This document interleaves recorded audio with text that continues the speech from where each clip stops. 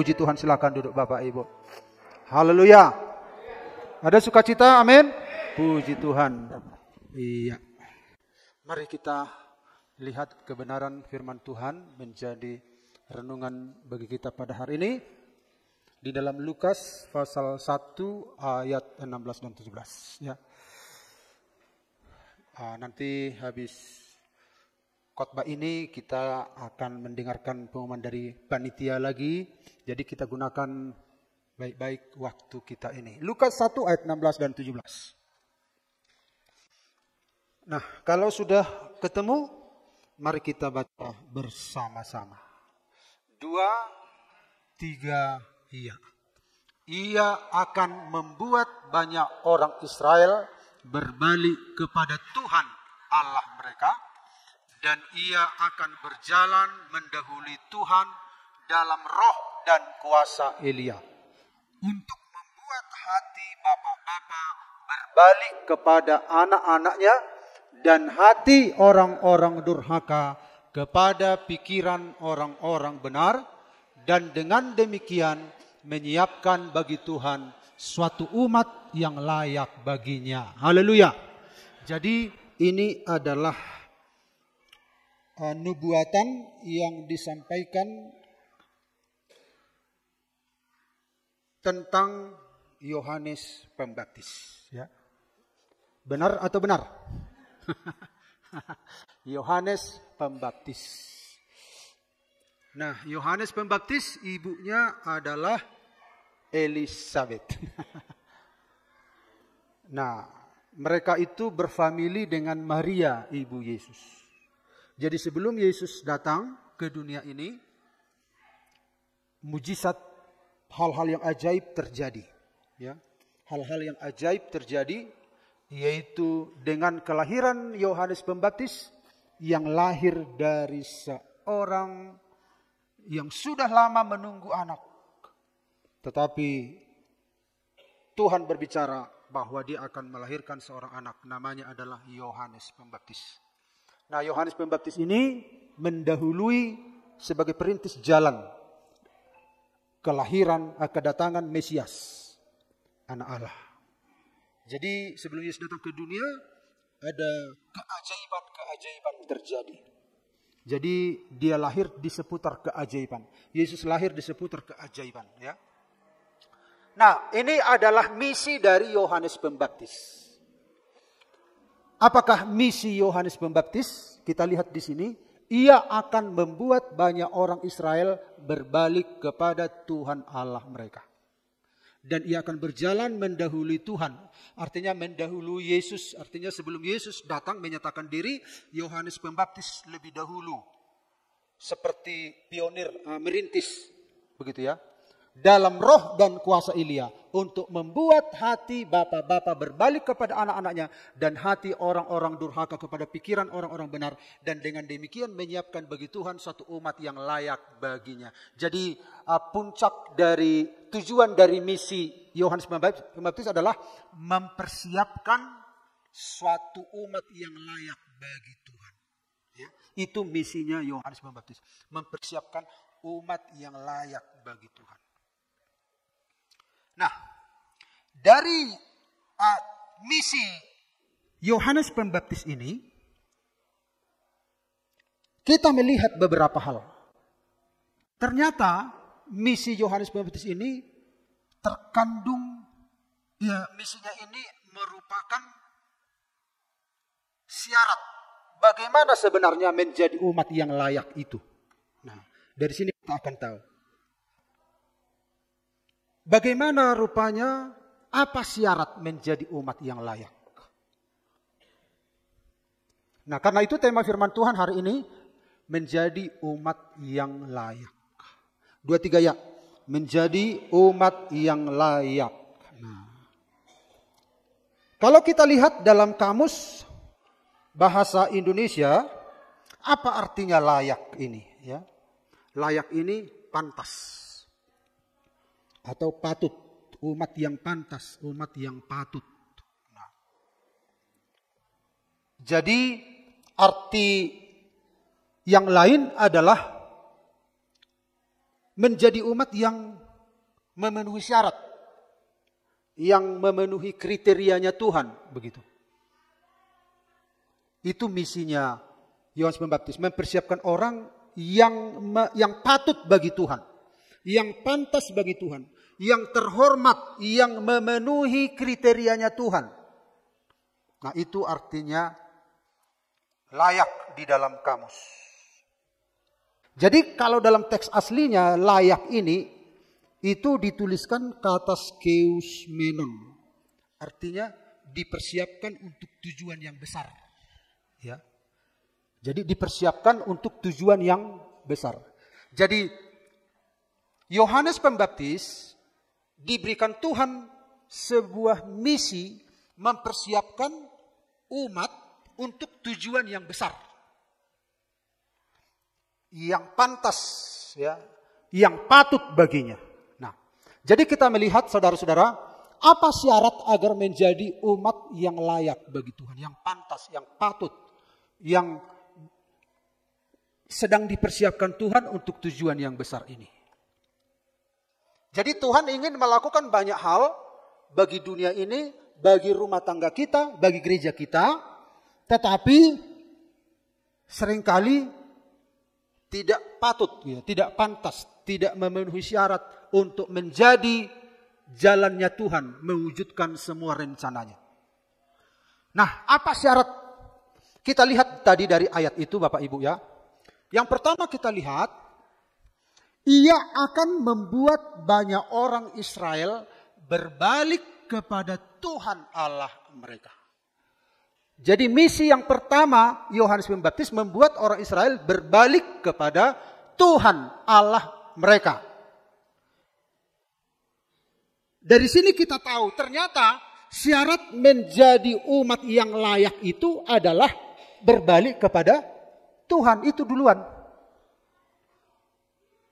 Jadi tidak mungkin umat itu layak kalau umat itu tidak berbalik kepada Tuhan.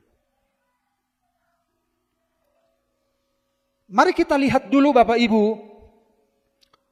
mengapa ini penting bagi orang Israel? Karena pada waktu itu, pada zaman Zakaria dan Elisabet, Israel itu secara agama masih aktif, tetapi secara rohani jauh dari Allah. Secara agama masih aktif, banyak kan dari, ya namanya pun agama kan, aktif.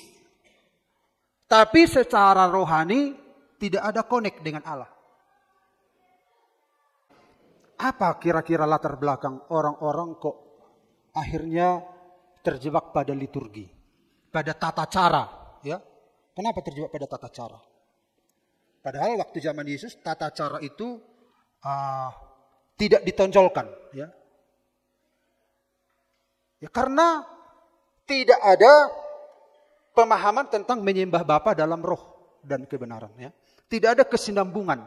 Nanti kita lihat poin yang berikutnya tentang kesinambungan, tentang pemulihan relasi, tentang rekonsiliasi ini. Jadi ketika rasul-rasul dijamah, dilawat oleh Tuhan, tidak ada kesinambungan spiritual itu. Akhirnya terjebak kepada liturgi, tata cara, agama. Kembali kepada di zaman agama Yahudi. Nah, ini pun bisa menjebak anak-anak Tuhan, terjebak pada agama. Apa artinya agama? Agama itu adalah tidak gamein kacau. Tidak gamein kacau. Agama artinya tidak kacau. Jadi agama hanya untuk membuat keyakinan seseorang tidak kacau. Itu arti agama. Dengan apa? Dengan tata cara itu tadi. Banyak tata cara. Tetapi anak-anak Tuhan itu dipimpin oleh roh Tuhan, ya. Di dalam Tuhan itu ada kemerdekaan. Justru dalam Tuhan itu tidak liar karena roh Allah yang memimpin. Nah, makanya terkesan, kenapa Pentakosta karismatik kayak liar begitu? Padahal enggak. Anak Tuhan itu sedang dipimpin oleh Tuhan bagaimana berperilaku, bagaimana hidup sesuai kehendak Tuhan. Bukan berdasarkan tata cara yang kaku. Memang perlu kita tata cara ya, perlu sebagai manusia. Tetapi Tuhan ingin kita bergerak dari dalam keluar. Nah di zaman itu saudara-saudara, orang-orang itu agama masih aktif tetapi secara rohani jauh dari Tuhan. Hanya formalitas, kosong. Tidak ada koneksi. Jadi misalnya, andai kata, apalagi sekarang ini kan banyak orang-orang pintar. Jadi kalau Yesus datang, belum tentu dipercaya juga hari ini. Karena apa? Terlalu pintarnya mengutak-atik ini. Sama seperti orang Yahudi. Ketika mereka menunggu Mesias. Tapi ketika Mesias datang, mereka tolak. Karena apa? Gak sesuai dengan konsep mereka. Bisa saja ketika Yesus datang di zaman sekarang, gak cocok, gak sesuai. Karena apa? Karena tidak ada koneksi dengan kuasa Roh Kudus. Ya, tidak ada koneksi. Itu keadaan pada waktu itu. Makanya dikatakan di sini berbalik kepada Tuhan. Berbalik itu yaitu berbalik arah. Nah, di sini kita lihat Bapak Ibu ada dua istilah. Coba kita baca dalam Kisah Rasul 3 ayat 19. Jangan, bukan ini dulu kita baca. Baca dulu di Alkitab masing-masing. Salah seorang. Bukan yang di depan ini. Kisah Rasul 3 ayat 19. Silakan. Karena itu sadarlah dan bertobatlah supaya dosamu dihapuskan. Ya, terima kasih. Nah, di sini kita lihat ada dua istilah di dalam, makanya Bapak Ibu, apa ya Alkitab yang kita pegang itu sudah lebih dari cukup sebenarnya ya. Sudah lebih dari cukup banyak terjemahan. Supaya apa? Supaya anak Tuhan itu mudah sekali memahami. Tapi kalau kita lihat dalam teks aslinya, ada dua istilah yang mirip. Ini kan berbalik dan bertobat kan sebenarnya identik. Identik. Tapi kalau di dalam ILT ini, Indonesia Literal Translate ini, dalam bahasa aslinya diterjemahkan langsung, dibedakan dua kata ini, ditonjolkan, bertobat dan berbalik. Kata bertobat kita tahu semua, metanoia. Metanoia dalam bahasa aslinya. Saya sampaikan saja, metanoia. Meta itu perubahan. Dan nous itu pikiran. Perubahan pikiran. Artinya pikiran yang kembali kepada Allah. Nah, sementara berbalik itu adalah dalam istilah lain epistrepo. Artinya bukan hanya pikiran, tubuhnya, tujuan hidupnya, perilakunya.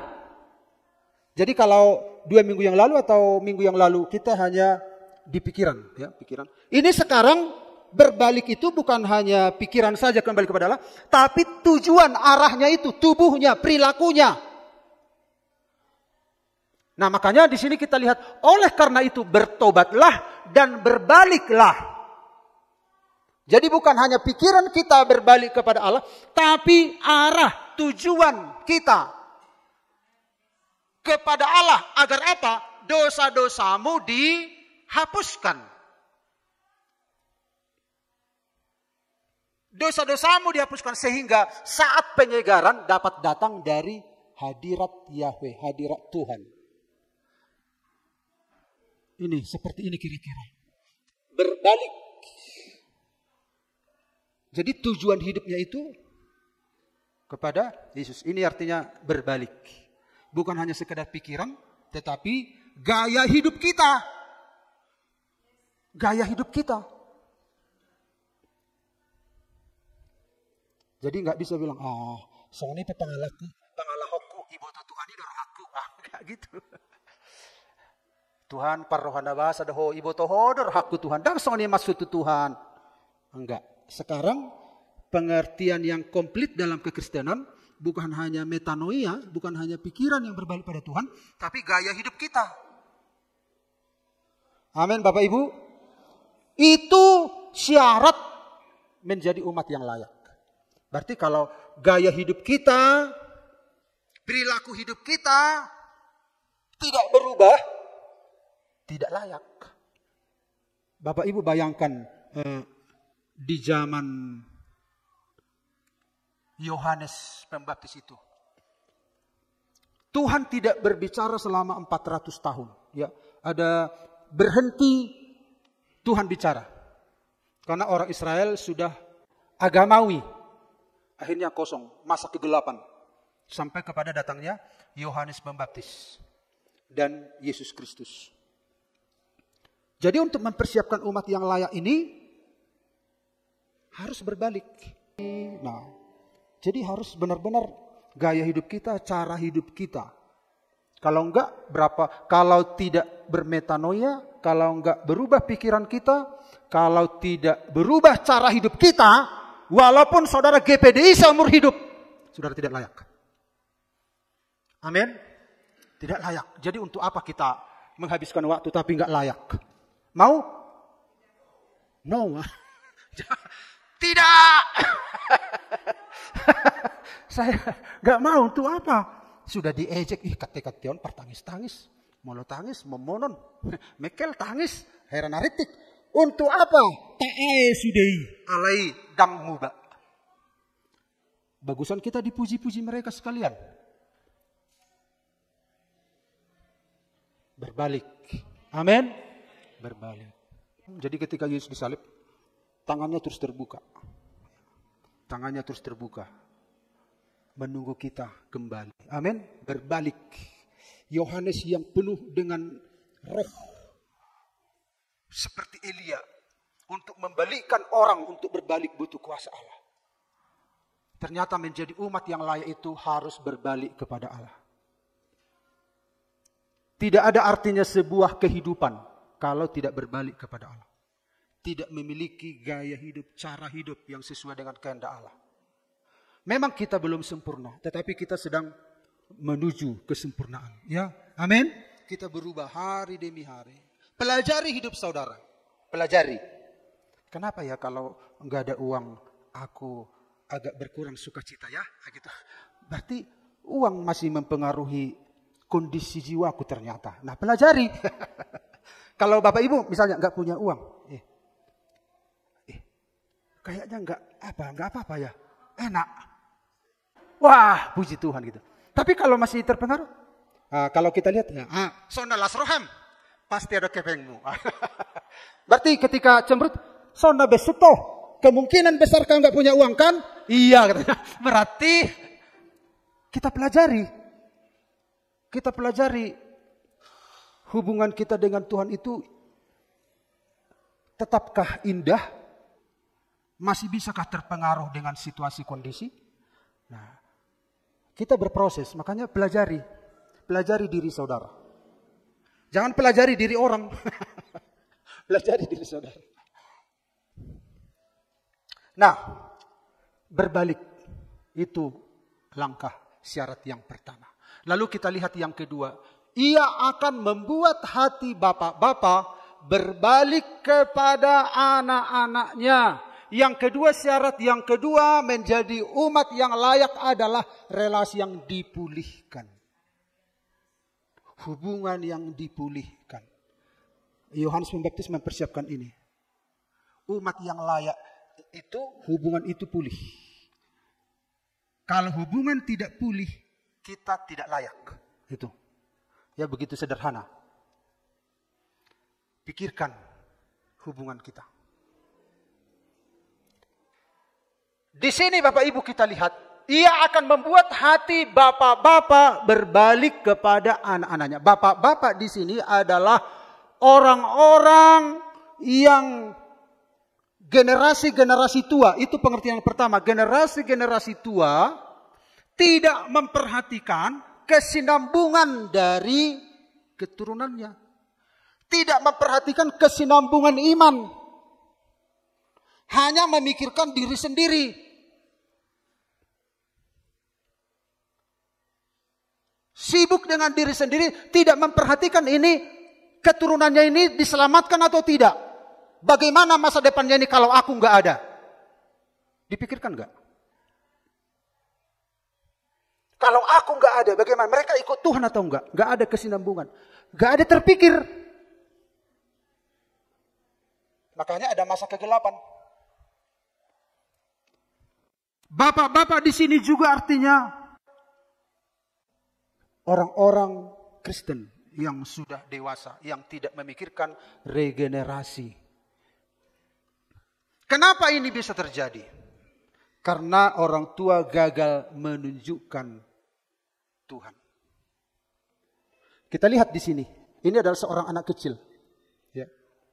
Jadi di zaman Israel ini terhenti, Bapak Ibu. Selama 400 tahun ini disebut masa kegelapan. Tidak ada kesinambungan. Orang-orang bapak-bapak ini nggak memperhatikan generasi-generasi yang berikut. Mereka hanya memikirkan diri sendiri. Contohnya seperti Raja Hizkia. Raja Hizkia satu waktu sakit. Dan diutuslah Nabi Yesaya. Tuhan berkata, Yesaya, kau pergi ke rumah Hizkia, Raja Yehuda. Kasih tahu bahwa dia akan mati karena sakitnya. Wah, kalau Nabi datang ke rumah memberitakan kabar baik kan enak. Ini Nabi Yesaya disuruh memberitahu bahwa raja akan sakit. Akan mati. Dan mati karena sakit. Kau akan mati. Wah, nangislah si Hizkia. Akhirnya dia berdoa menghadap tembok. Ampunilah saya Tuhan. Bering mana hulau ni Tuhan. Ingok bayi di julum. Gitu. Ternyata Tuhan dengar doanya Raja Hizkia. Si Yesaya masih di halaman. Tuhan langsung berbicara kepada Yesaya. Yesaya, segera kembali ke istana. Katakan kepada Hizkia, doanya sudah didengar dan umurnya diperpanjang 15 tahun lagi. Berita sukacita pasti enak menyampaikan. Nah, waktu Yesaya menyampaikan berita duka cita kan gak enak. Tapi ini berita sukacita. Dia langsung bergegas. Hizkia, doamu sudah dengar Tuhan. Kau akan sembuh, kau tidak jadi mati. Umurmu malah diperpanjang 15 tahun lagi. Datang Hizkia. Haleluya. Puji Tuhan. Tapi ketika dia sembuh, dia lupa daratan. Datanglah raja-raja mengunjungi dia. Dipuja-pujilah si Hizkia ini. Lalu karena besarnya hati Hizkia, karena dia begitu bangga dengan kerajaan, ditunjukkanlah semua isi dari istana. Nah, ini Hizkia tidak bijak sebagai seorang raja. Kita pun harus bijak ya. Jangan semua dikeluarkan isi rumah, keadaan rumah. Begininya.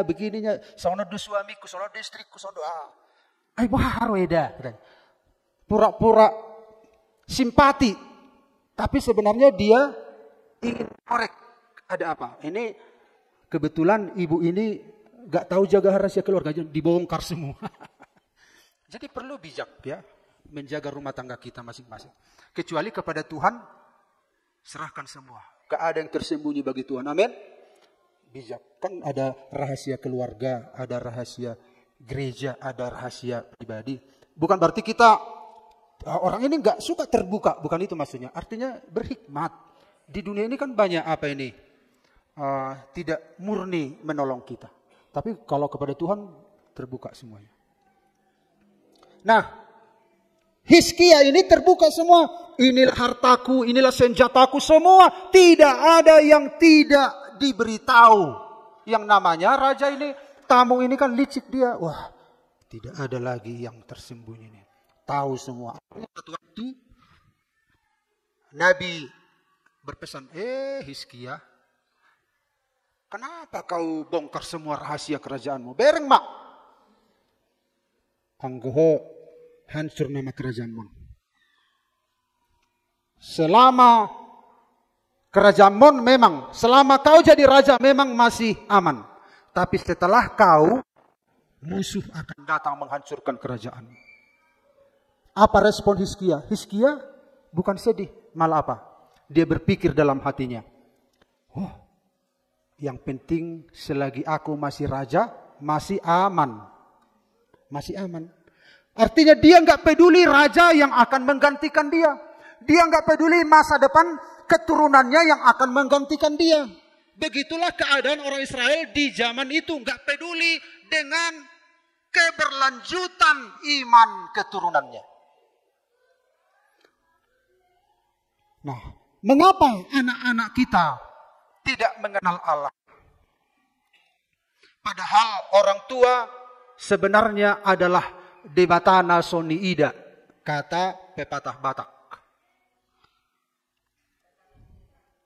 Debatana Niida.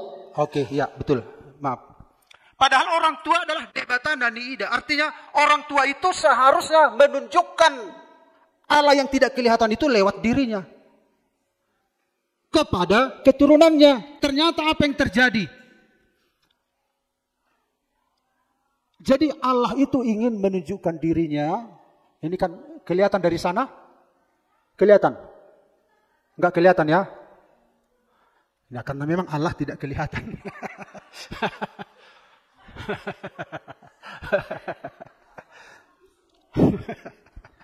Anak itu ingin mengenal Allah. Siapa figur yang bisa menunjukkan? Yaitu bapak-bapak, orang tua. Karena orang tua kan duluan ada.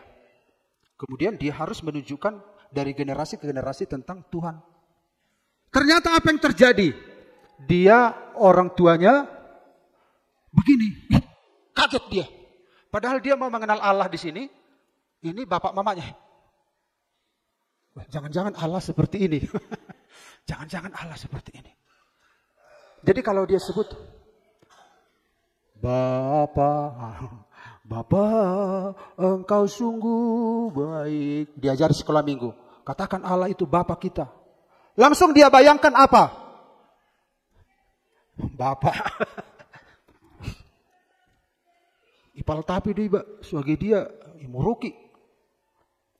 Tidak mungkin Allah itu. Karena tidak mungkin Allah itu baik karena orang tua yang menjadi perlindunganku itu tidak bisa menunjukkan karakter yang mengasihi aku. Katanya Allah ini saja tidak mengasihi aku. Jadi ini menjadi pengganjal. Jadi kenapa ini gagal? Mengenal Allah itu ini tidak bisa menunjukkan sifat-sifat. Alkitab kan mengatakan, marilah kita ciptakan manusia menurut gambar dan rupa kita. Harusnya manusia itu memultiplikasi gambar. Salah satunya untuk apa? Untuk ini, supaya ada kesinambungan dari generasi ke generasi. Nah, ini, kasihan ini. Ada apa? Akhirnya orang ini bertumbuh tidak mengenal Tuhan. Tapi tidak heran, ini pun mereka ini menikah waktu mereka bayi. Nah ini nih, seperti tali terputus. Ini orang tuanya pun begini. Waktu orang tuanya masih kecil, kemudian bertumbuh besar, kemudian mereka punya hati yang bagaimana? Hancur, gak kenal Tuhan. Nah menikahlah mereka ini. Bagaimana jadinya? Ya itulah tadi. Bagaimana kalau pasangan begini hancur, tidak mengalami pemulihan. Makanya sebaiknya sebelum menikah itu perhatikan dulu. Mereka itu harus dipulihkan Tuhan dulu hatinya. Karena itu nanti akan, pernikahan ini kan seumur hidup. Sementara anak-anak Tuhan saja masih berproses. Dalam pernikahan gak lulus-lulus, apalagi yang tidak pulih sebelumnya. Sada si pelebegu, sada si lelebegu. Hancur-hancuran. Tidak heran kalau mereka memiliki anak. Mereka menampilkan gambar Allah yang salah. Makanya ini perlu dipulihkan. Sehingga saudara-saudara, ini butuh proses perubahan. Ya, ini harus mengalami proses perubahan sifat, karakter. Walaupun dia Kristen, tapi kalau karakternya nggak berubah. Jadi ada orang membanggakan manusia lamanya. Kalau kesaksian-kesaksian pun ada kan orang bangga. Dulu aku begini. Parhalet tiad doau. Kemudian perjuji. narkoba. Wah, akhirnya dia membanggakan latar belakangnya. Lupa tentang kebaikan Tuhan. Makanya kalau kesaksian tentang latar belakang harus hati-hati. Kadangkala latar belakang itu yang membuat dia terkenal. Akhirnya bukan Tuhan yang dipermuliakan. Nah, karakter ini yang seringkali menghambat pengenalan anak ini kepada Tuhan yang tidak kelihatan. Ini kita terus diproses. Amin, Bapak Ibu. Ini perlu disembuhkan. Makanya ini perlu berlutut nih orang ini dua. Nah, kunci G. Ini lagu pemulihan ini kalau kami seminar. Lagu pemulihan. Akhirnya altar call. Akhirnya terjadi pelepasan. G. Bapa,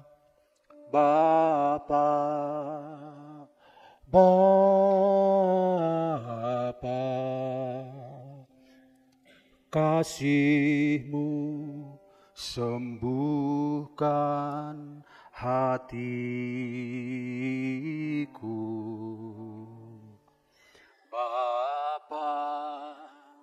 Bapa,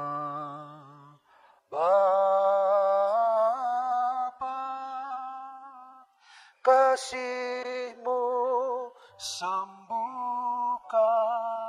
hatiku.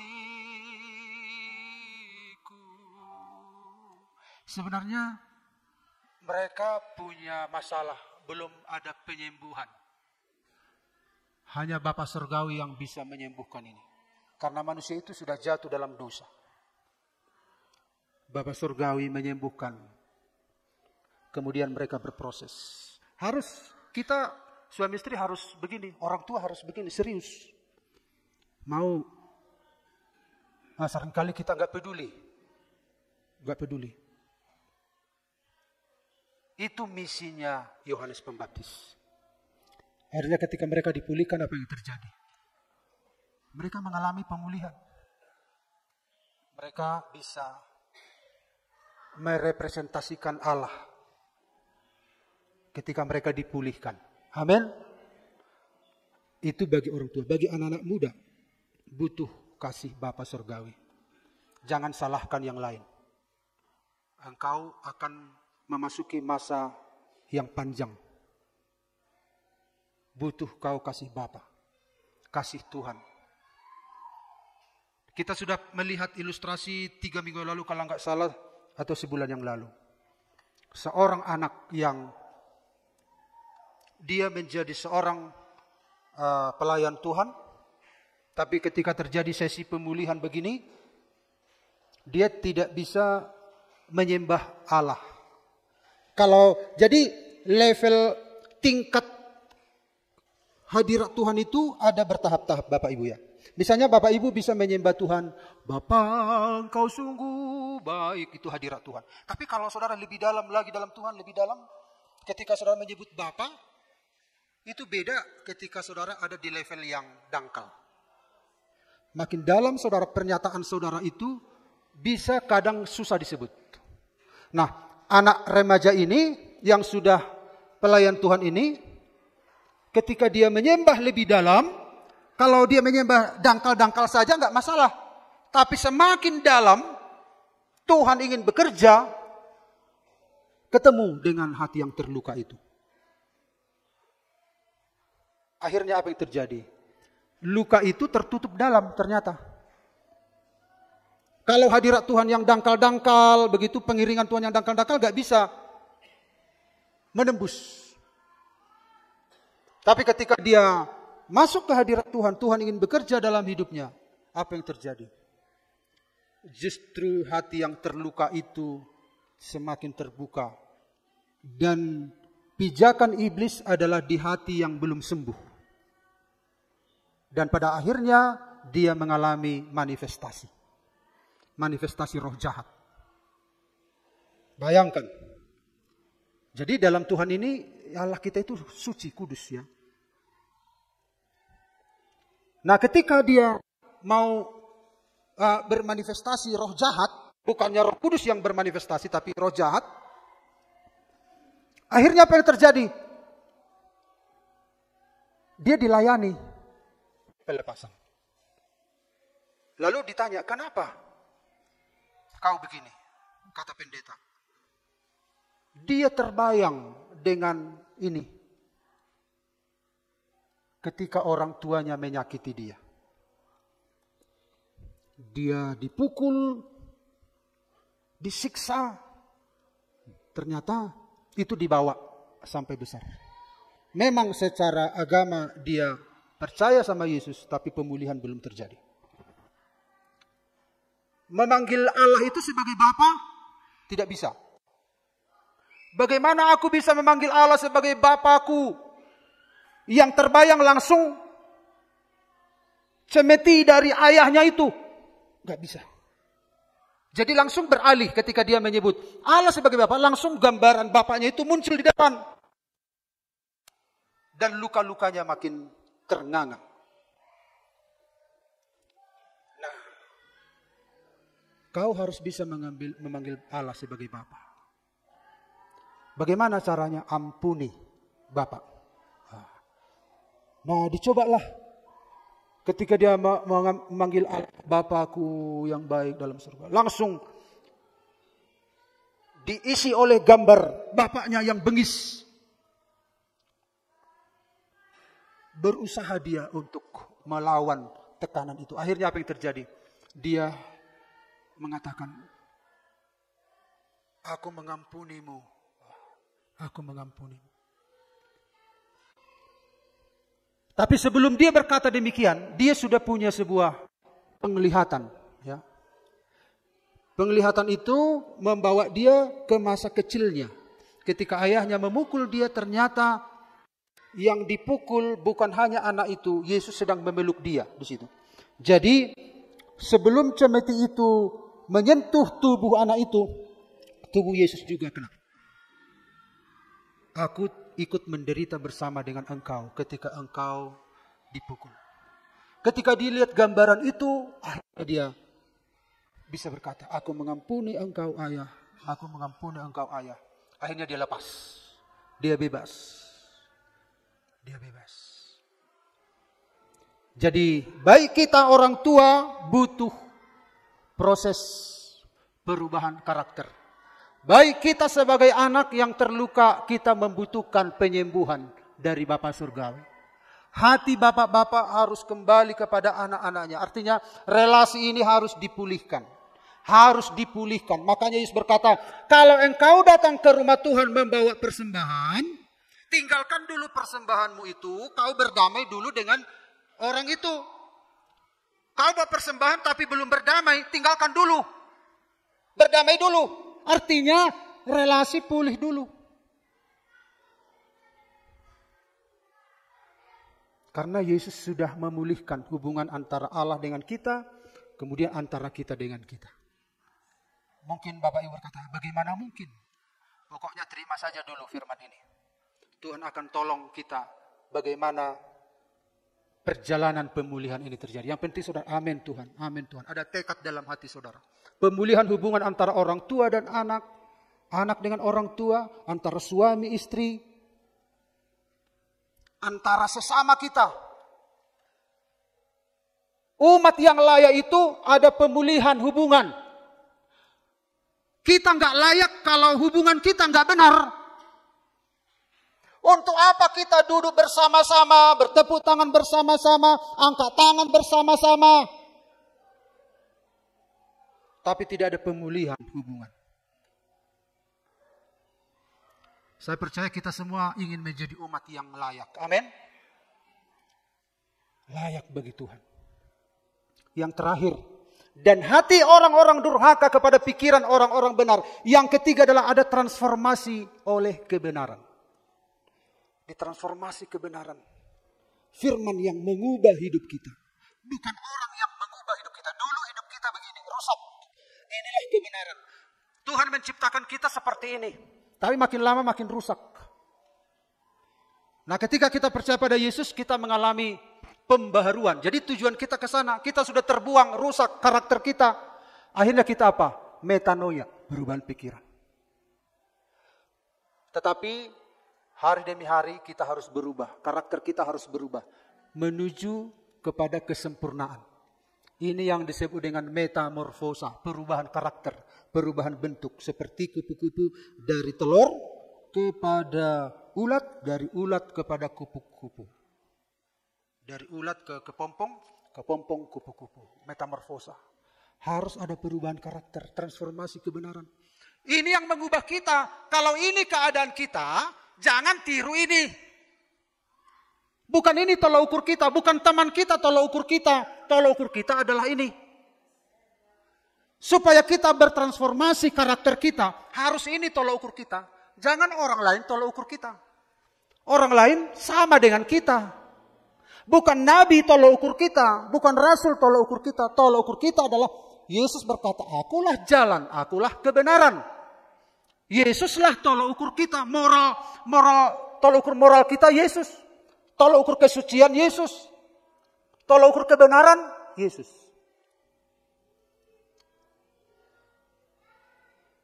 Bukan ini. Terjadi perubahan karakter oleh karena kebenaran. Kebenaran yang mengubah hidup kita.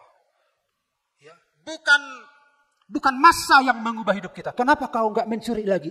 Takut aku waktu aku mencuri terdapat akhirnya ditumbuk. Akhirnya berdarah mulutku. Wah, itu makanya kau enggak mencuri lagi. Iya. Berarti kalau enggak ditonjok tetap mencuri dia. Kenapa kau enggak mau mengata-ngatai orang lagi, Bang? Ya ipal tapi Bang salamat doka tahu. Itu berarti andai kata dang ipal tapo tong dope hoa song ni dope pakatayonmu kemungkinan. Tapi kita itu berubah bukan karena dipaltap, bukan karena ditonjok, bukan karena dipenjara, bukan karena dilarang dokter, tapi karena kebenaran. Amin. Itu yang mengubah hidup kita. Ada perubahan, ya. Dari tahun ke tahun karakter kita berubah. Bermetamorfosa. Sama seperti Kristus. Amin. Amin. Katakan dulu kiri kanan. Baru kali ini ku dengar ini bilang. Karena memang baru didengar ini. Kemarin belum ku sampaikan. Teman musik silakan datang ke depan. Ya.